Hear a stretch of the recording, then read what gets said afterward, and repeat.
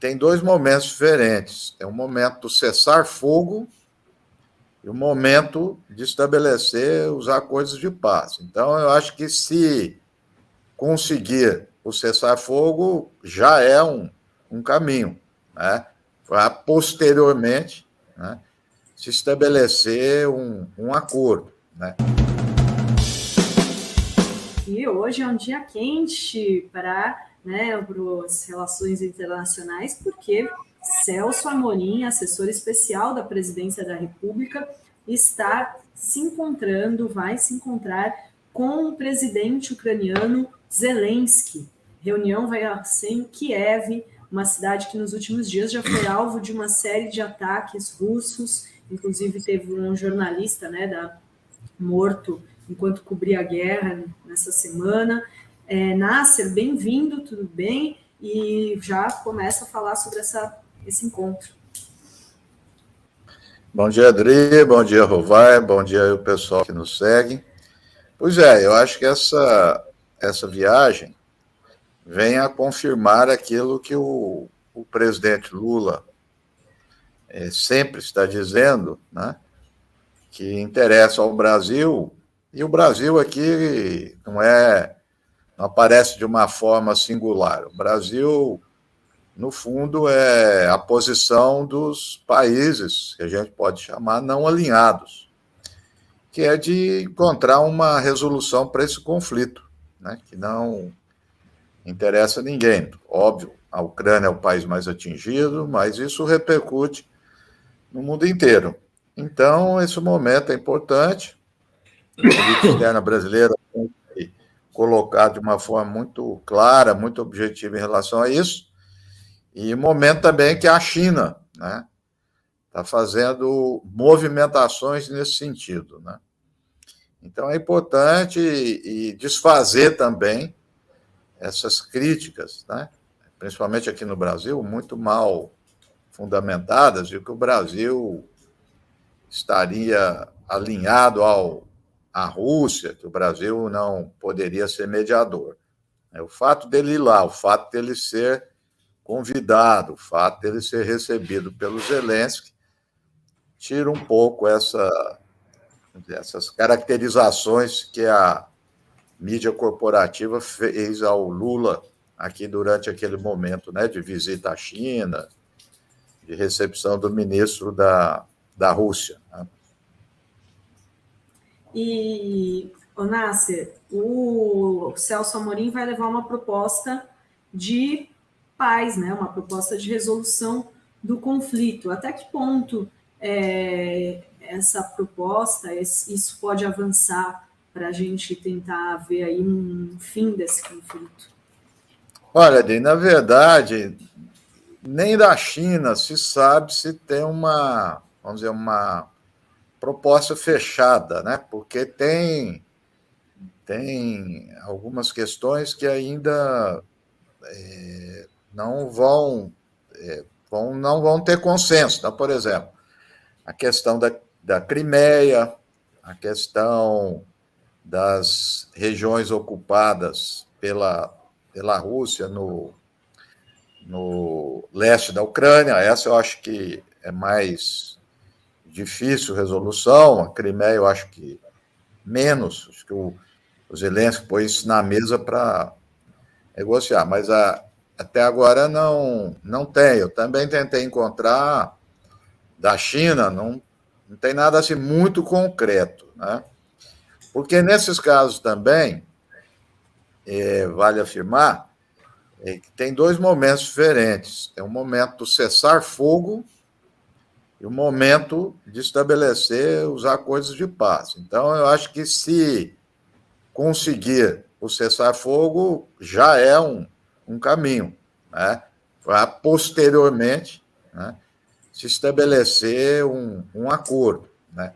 De toda forma, é um momento também onde todas as partes vão fazendo, é natural que isso aconteça, os seus jogos aí de dissuasão, porque está sendo anunciado uma grande contraofensiva da Ucrânia. Está todo mundo alardeando isso, com novas armas adquiridas da OTAN, mesmo tempo, como você estava dizendo aí, a Rússia também intensificou os ataques. Isso, infelizmente, o que eu vou dizer, acontece em todo o conflito. As partes procuram avançar militarmente para poder negociar em condições mais favoráveis, né?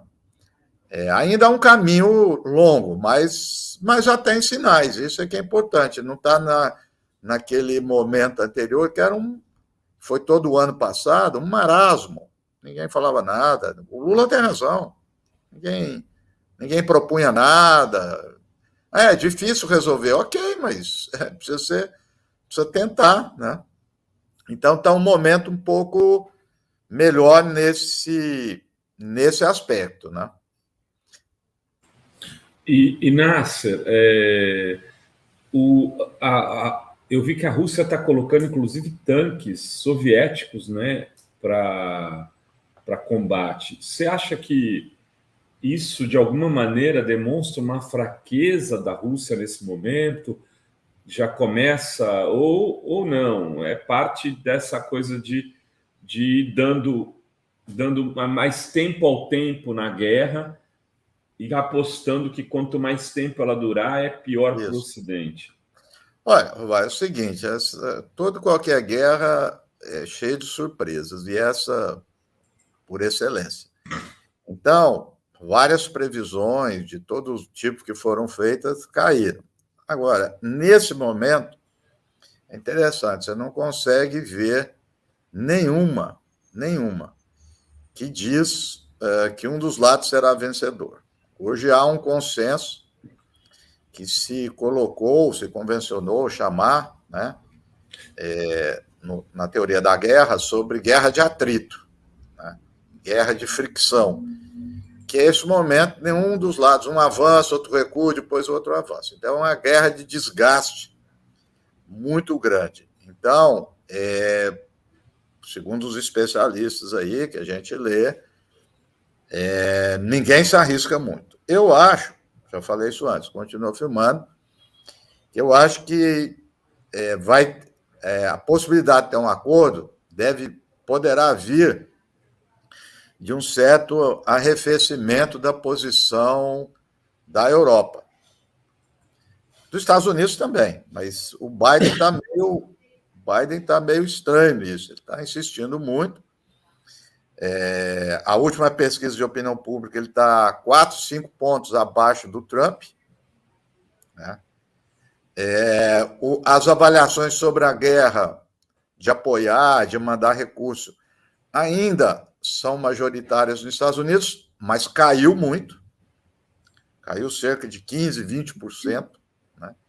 Então, um desgaste, o que eu estou querendo dizer assim, um desgaste na opinião pública, vamos dizer assim, do Ocidente, são sinais que tem, forçar que esses países, né, baixem um pouco a bola. Né? Então, um sinal que teve foi do Macron, né? Quando visitou a China, né, ele disse que não pode entrar de forma às cegas, né, nas alianças com os Estados Unidos, o preço da energia subindo. Então, eu acho que isso daí... alta, né? Como? Inflação alta em alguns Inflação países. Alta, problemas econômicos. Então, isso daí eu acredito que pode ser um fator que balança um pouco o apoio do Ocidente ao Zelensky, no sentido de fornecer armas, não apoio político. Né? E dentro dos Estados Unidos tem crescido, não só no seio dos republicanos, no seio dos democratas, tem crescido o número de pessoas críticas ao Biden, dizendo que ele não tem flexibilidade, que ele não tem uma estratégia política, diplomática, que só falar em guerra e dar armas não leva a nada, que a China está ganhando vantagem. A China demonstrou o caso da Arábia Saudita e o Irã, né? E, portanto, que a China está manifestando uma vocação diplomática. Você sabe que, outro dia, eu não sabia bem isso, antes de iniciar a guerra, o maior parceiro, o maior comprador, o maior comercial da China é a Ucrânia. Né? Então, a China tem também vamos dizer, uma autoridade aí para falar ali com o Zelensky. Né? Então, não é só que a China apoia a Rússia, não tem dúvida, não, mas ele tem autoridade. Então, está crescendo as vozes, parece ali no Washington Post, New York Times, mesmo nesses órgãos, que o papel da China vai ser decisivo, né, nesse acordo. E aí eu acho que o Brasil entra acoplado com a China, né? Porque o que está se dizendo também, de forma explícita na mídia internacional, que a posição do Brasil é importante pelo país, mas mais do que isso, que a posição do Brasil é representativa de um conjunto de outros países no mundo, né, que a gente chama de Sul Global. Então, ele tem uma representatividade, não está ali falando só no nome dele. Né? Então, isso também é um fator importante aí nesse contexto, embora os opositores aqui não gostem muito disso. Né? Você falou do Sul Global, eu lembrei da Dilma, quando ela falou do Sul Global, e aí ficaram dizendo que ela falou Sul Global, que inclui também países do norte, aí ficaram falando que ela era burra, né? Não sei o quê. Isso quem é burro, idiota, são quem criticou, porque é uma figura de linguagem que se criou, que não é geográfico. Isso aí, curso acadêmico tem, ela pegou uma expressão que é usada no meio acadêmico, não só do Brasil, internacional. É usada pelo Chomsky, pelo Boaventura de Souza Santos. Mesmo pelos críticos disso, eles entendem que isso tem sentido, entendeu? É uma categoria aceita na academia.